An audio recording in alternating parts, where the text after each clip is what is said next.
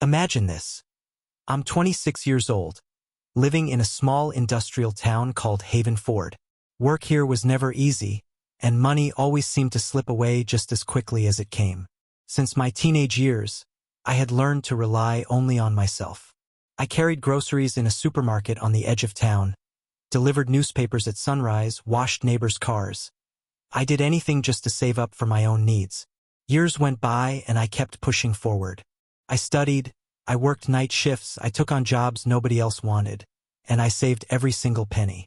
When my friends spent their last savings on new phones or trips, I said no, because I had a bigger goal. My own house, a symbol of independence. Proof that I didn't owe anyone anything anymore, not even my parents, who always repeated, "A son should help his family, not think about himself." And then, finally, that day came. After years of hard work, sacrifices, and a tight budget, I stood in front of the door of my very first house, keys in hand. It was a modest one-story home on Laurel Road, with peeling white paint and an old mailbox. But to me, it was a fortress. My work, my dream finally come true. I stepped inside, breathed in the smell of wood and dust, and my chest filled with pride. But just as quickly, the moment shattered. My phone rang. It was my parents. They didn't congratulate me.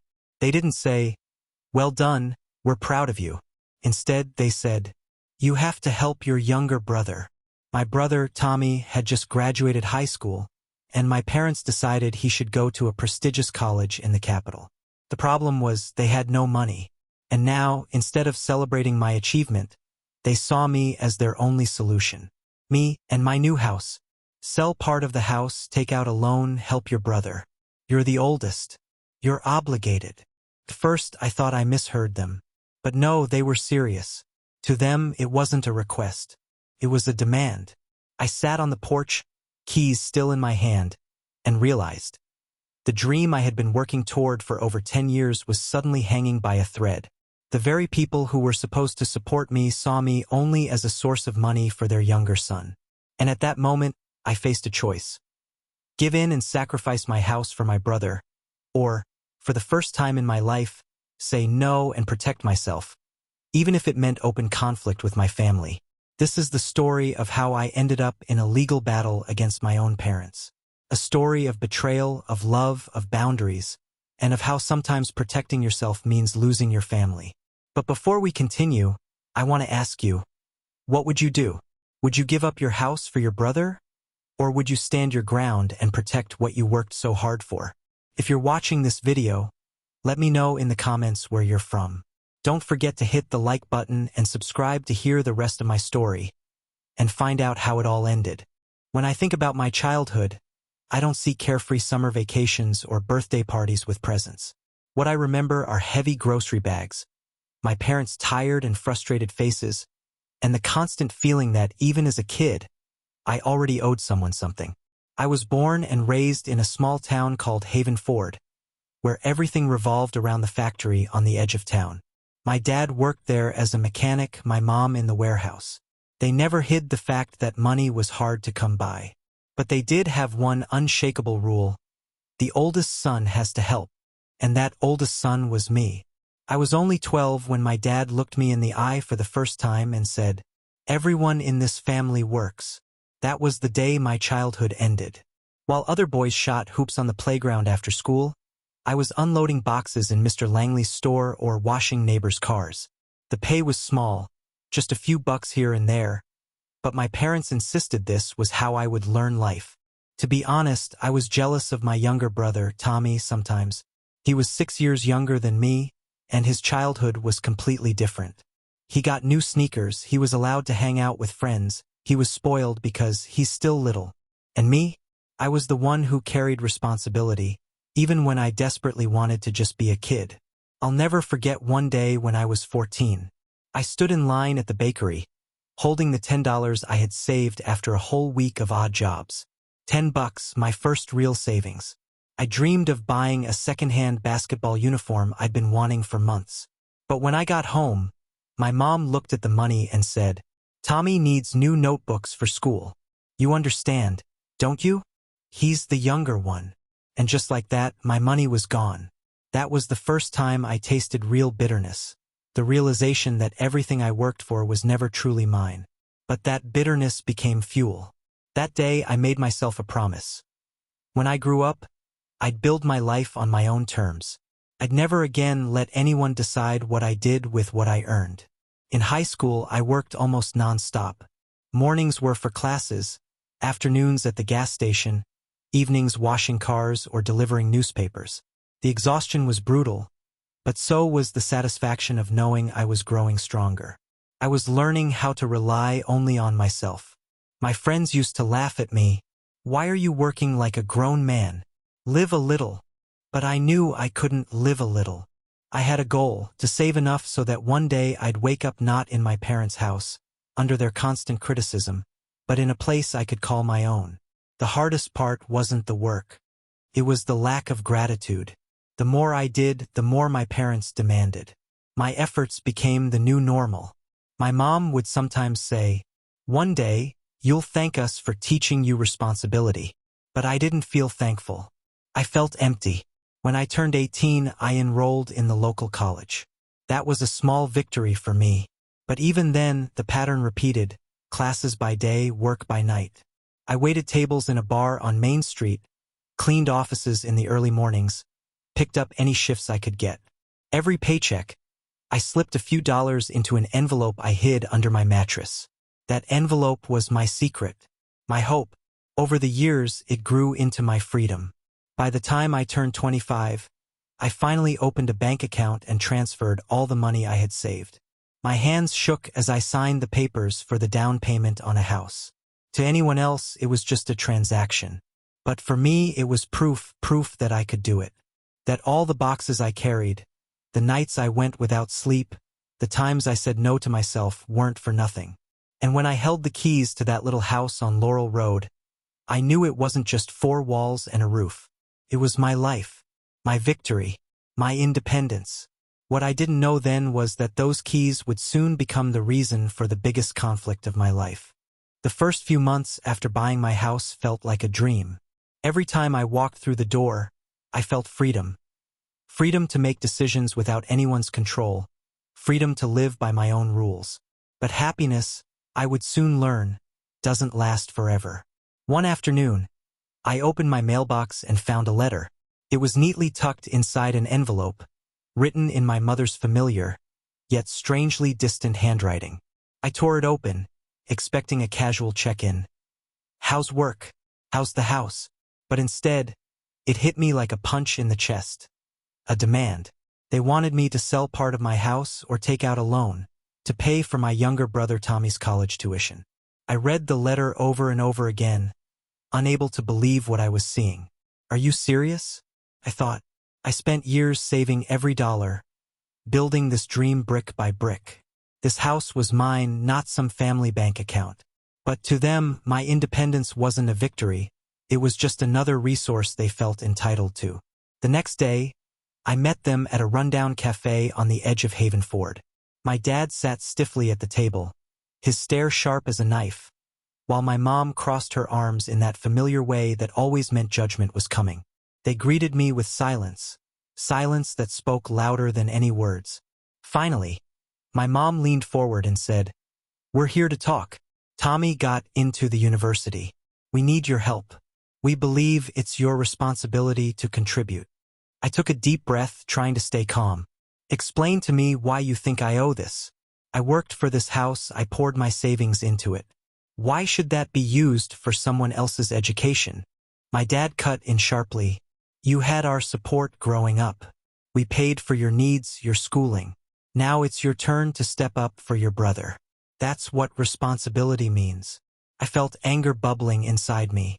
That argument, I'd heard versions of it my whole life, like I was stuck in the role of a permanent debtor who could never break free. "I was a kid," I replied quietly but firmly. "Any support I got was your duty as parents. I didn't sign a lifetime contract." My mom's face tightened. "You're being selfish. Family comes before your own comfort." That word, selfish, hit harder than a fist. I thought of all the years I sacrificed. The jobs, the sleepless nights, the missed opportunities. None of it counted, apparently. It was never enough. I'm not refusing to help Tommy, I said, struggling to keep my voice steady. But it has to be on terms I can handle. My house isn't a bank account I can just cash out of. My dad frowned, his voice sharp. You're only thinking about yourself. My heart started racing. This was the same pattern all over again. My independence colliding with their endless demands, and me being painted as the villain for daring to resist. I've been building my own life, I said, my voice rising. And you're asking me to tear it apart for someone else. That's not fair. My mom suddenly stood, her voice shaking with anger. We did everything for you, and now you only care about yourself. I realized then that we'd crossed a line. If I gave in now, I wouldn't just be losing money or a house. I'd lose myself. My right to decide how I lived, the independence I fought for, would be gone. I love Tommy, I said, my voice cracking. And I do want to help him, but it has to be my choice. You can't control how I live my life. The words hung in the air. Silence stretched between us like a canyon. My mom exhaled heavily. My dad turned his head away. They got up and left, leaving me with a mix of relief and dread. That night, I sat at my kitchen table, my hands shaking. I thought about all the years I'd let their demands run my life. But now, the line was drawn. I wasn't going back. Still, the unease didn't leave me. How was I supposed to convince them that I could support Tommy without destroying my own future? How do you push back against a family that's always demanded, never asked? That's when it hit me. This wasn't really about money. It was about control, about power, about who gets to decide the course of my life. And if I wanted to protect my future, I'd have to do more than defend my opinion. I'd have to set boundaries, real, unshakable ones. The conflict was only beginning. The week after that cafe meeting with my parents felt like a never-ending nightmare. Every morning began with dread as I checked the mail, bracing for more demands, more letters, more threats. And soon enough, the pressure turned real. My parents decided persuasion wasn't enough. They went to war. The first warning sign came in the form of an official notice from their lawyer. They had filed a lawsuit against me, demanding a share of my house under the excuse of supporting my younger brother. I remember sinking onto the living room floor, holding the papers as my knees gave out. My heart pounded so hard it felt like it would tear through my chest. My house, the dream I built with my own hands, was now a battlefield. Every wall, every corner carried years of sacrifice. And now it was all under threat of being stripped away. The next day, I sat across from my lawyer, Laura Stanley. She listened quietly while I explained everything, my voice trembling. "This is unbelievable," she said, flipping through the documents. "There are cases about family disputes, yes, but what they're trying to do here is nearly impossible. They're attempting to force a sale of your home without your consent." Her words brought both relief and dread. Relief because I wasn't crazy, this was outrageous. Dread because it meant the fight would be public. My private family conflict was about to be dragged into the courtroom for everyone to see. The first hearing was set a week later. Those days were brutal. I barely slept. Night after night, I woke up drenched in sweat, haunted by nightmares of my parents tearing down the walls of my house, hammer in hand, leaving me standing outside with nothing. I checked my bank account compulsively, counting and recounting every dollar I'd need to defend myself. When the court date finally arrived, I was wound tighter than a spring. I put on my best suit, hoping it would help me feel stronger, though inside I was falling apart. Laura squeezed my hand as we walked into the courthouse. My parents were already seated at the plaintiff's table. Their faces were stone, their eyes cold. "Good morning," said Judge Marjorie Hill, a woman with a commanding presence and a gaze that could slice through steel. "We are here today to consider the claim regarding financial support for the younger son." A lump formed in my throat. The judge continued, "I expect clear arguments, no emotional outbursts." My parents' lawyer stood and launched into his opening. "Your Honor, my clients believe their elder son has a duty to support his younger brother, including through the value of his property. After all, they supported him growing up, his education, his needs. and now it is time for him to fulfill his responsibility. As I listened, something inside me snapped. For years I had lived under that exact weight, that I owed them endlessly for simply being raised. And now it wasn't just guilt. It was a legal weapon pointed at my life. "This is outrageous," I finally said when Laura nodded for me to respond. "This house was purchased entirely with my own savings. I've already supported Tommy in ways I could, and I will continue to help, but it has to be voluntary. My parents have no right to demand I sell off my home to satisfy their wishes." The lawyer scowled. My mother's face tightened, and my father turned pale. They hadn't expected me to fight back. Judge Hill leaned forward. "Independence is one thing, but is there any legal basis for their claim?" Laura rose, her tone firm and confident. She presented a stack of documents. Bank records, tax statements, proof of my savings history, even letters from Tommy himself confirming he never asked me to sell my house and that any help had always been voluntary. The judge read each paper carefully, her expression unreadable. And then my mother stood, her voice sharp and breaking. "We did everything for him. We raised him, we gave him everything, and now he refuses to support his own brother. It's immoral." Her words hit me harder than I expected. It wasn't just my house under attack. It was my very identity, everything I'd fought for. I could feel my eyes sting, tears threatening to break. But before she could continue, Judge Hill's voice cut like a blade. "Ma'am, this is a court of law. Morality and emotion don't determine property rights. Please sit down." In that moment, something shifted inside me. For years, I had been the child expected to obey. But sitting there, with the judge demanding facts and Laura standing firmly beside me, I realized I wasn't a child anymore. I was an adult and I had the right to defend my life. Laura delivered the final blow. "We also submit written testimony from Tommy himself. He confirms he never requested his brother sell his house. Any financial assistance has always been voluntary and given in the past." The judge scanned the letters, then looked at my parents. Their faces were a mix of anger and confusion, as though the ground had been pulled out from under them. At last, Judge Hill spoke. "This case has no legal foundation. The request to force the sale of the defendant's property is denied. The elder son has no obligation to finance his brother's education through the liquidation of his assets." Denied. That word echoed like thunder. For the first time in weeks, I felt my shoulders loosen, my chest expand. The weight lifted.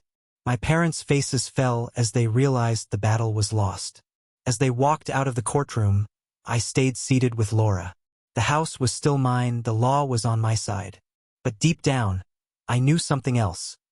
The legal fight was over, but the emotional war had left scars. Still, for the first time, I understood what this victory truly meant. I hadn't just protected a house. I had defended my right to live by my own rules. The conflict had reached its breaking point, and finally I had won. Right after the court hearing, I couldn't believe it was finally over. Days of waiting, sleepless nights, nightmares about losing my home and financial security. All of it suddenly became the past. But the relief I felt was mixed with something strange. Emptiness and unease. The house was still mine, yet I realized I now had to face everything that was left inside me. The first thing I felt was this hollow space inside. The court had put an end to the external conflict, but emotions were still boiling. Anger, sadness, disappointment, and those traces of guilt my parents had planted in me for years. I understood that for so long I'd been living under pressure, trying to meet their expectations. And now, when the outside threat was gone, I had to deal with the inner void. My relationship with my younger brother, Tommy, became more transparent. A couple of days after the trial, he came over, looking uneasy. I never wanted it to come to this," he said quietly. "I didn't ask Mom and Dad to take you to court." "I know," I replied, trying to stay calm. "This wasn't your fault." We sat in the living room for a long time, talking about small things, as if we were carefully trying to repair an invisible bond that had been broken. Tommy admitted he only realized too late how our parents had used both of us to push their agenda. For me, that conversation was the first real step toward rebuilding trust. He wasn't just a kid blindly following them anymore. He was learning to see the truth for himself. As for my parents, they stayed distant.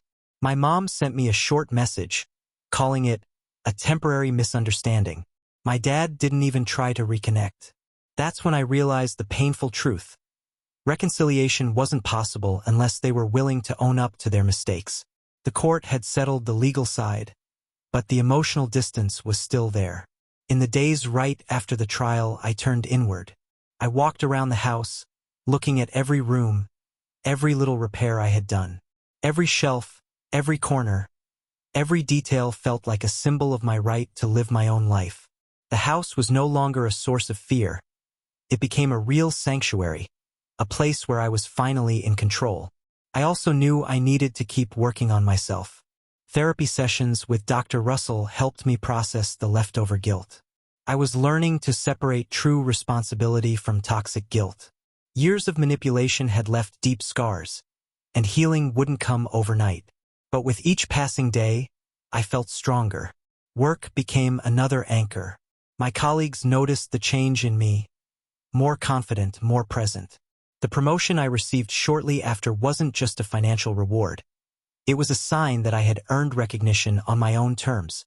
Tommy and I began building healthier boundaries. I told him I'd support him only within reason, and only if he asked directly, not through our parents. We started talking openly about his budget, scholarships, and part-time work. He was learning to take responsibility for his own education, and I was learning to trust him. For both of us, it was a lesson in maturity and respect. At the same time, I started reviving my social life. I reconnected with friends I had drifted away from during the court battle. I found joy in simple things again. Morning coffee, walks in the park, reading at night in silence. Slowly, the house shifted from being a battlefield to becoming a place of rest and renewal. Months later, I realized something important. Winning in court was only part of the story. What really mattered was learning to live free of other people's expectations, to value my own boundaries and my right to happiness. I stopped looking over my shoulder for my parents' approval. I stopped feeling guilty for having needs of my own. Little by little, step by step, I started to feel true freedom. And that freedom didn't come from the judge's decision, but from inside me, from the realization that I have the right to live my own life, make my own choices, and pursue my own happiness. The house was still mine, but more importantly, so was I. Standing in the kitchen of the house I fought to keep, I realized now this story was never just about money or property. It was about boundaries, independence, and discovering who I truly am. The court settled the external conflict, but the real battle was always inside me. For years, I lived under the weight of other people's expectations, feeling responsible for everyone around me and almost never thinking about myself. My parents built an illusion of moral debt, turning my life into an endless cycle of guilt. Now I understand. Taking responsibility for yourself doesn't make you selfish. It's the foundation for survival, inner peace, and healthy relationships. The trial taught me the value of inner strength. I saw how easily manipulation can shake your confidence, how fear of losing a home or financial stability can paralyze you. But I also learned that knowing your rights and standing up for them is an incredible power. No one has the right to impose moral or financial demands through threats or pressure, not even family. I also learned a lot about what family really means. My younger brother became a reminder that true closeness isn't about obligation or rivalry. We don't have to be enemies. We can stand by each other, support one another, and still respect boundaries, even if our parents chose a different path. That was my lesson. The value of relationships built on respect, not fear. Another part of my journey was realizing that forgiveness doesn't always mean reconciliation. My mom took a careful step toward me, but my dad stayed distant. And I've learned to accept that. Some people may never understand or accept your choices. That doesn't take away your right to be happy. My life is my responsibility, and I have the right to protect it and my emotional space. This experience also made me rethink what family really is. For me, family is no longer just a biological tie. It's the people who choose to be there, who support me, who see me as a person, not as a resource. This house became a symbol of that new idea. It belongs to me not just legally, but emotionally. Every corner, every shelf, every repair is my way of telling myself, I have the right to live the life I build with my own hands. My story is a reminder of how important it is to recognize toxic patterns and set boundaries in time. It's never too late to protect your interests and your emotional health, even if it hurts. Boundaries don't destroy relationships. They create space for honesty and real respect. Today, I know that freedom isn't the absence of problems. It's the ability to shape your life around your own values and goals. It's choosing to live without constant fear of judgment, without the weight of others' expectations, and without guilt for simply wanting to be happy. If my story can teach you anything, let it be this. Don't be afraid to defend yourself. Don't let anyone define your worth through money, obligations, or guilt instilled in you since childhood. Learn to separate responsibility from blame. Value your boundaries and protect them. Real happiness begins when you start living by your own rules. My court victory was just external recognition. The real victory was inside me. Finding my strength, learning to live without fear, and realizing that I truly have the right to peace, to joy, and to my own path. Subscribe to Next Chapter Life Stories so you don't miss the next story, and tell me in the comments, what would you have done in my place?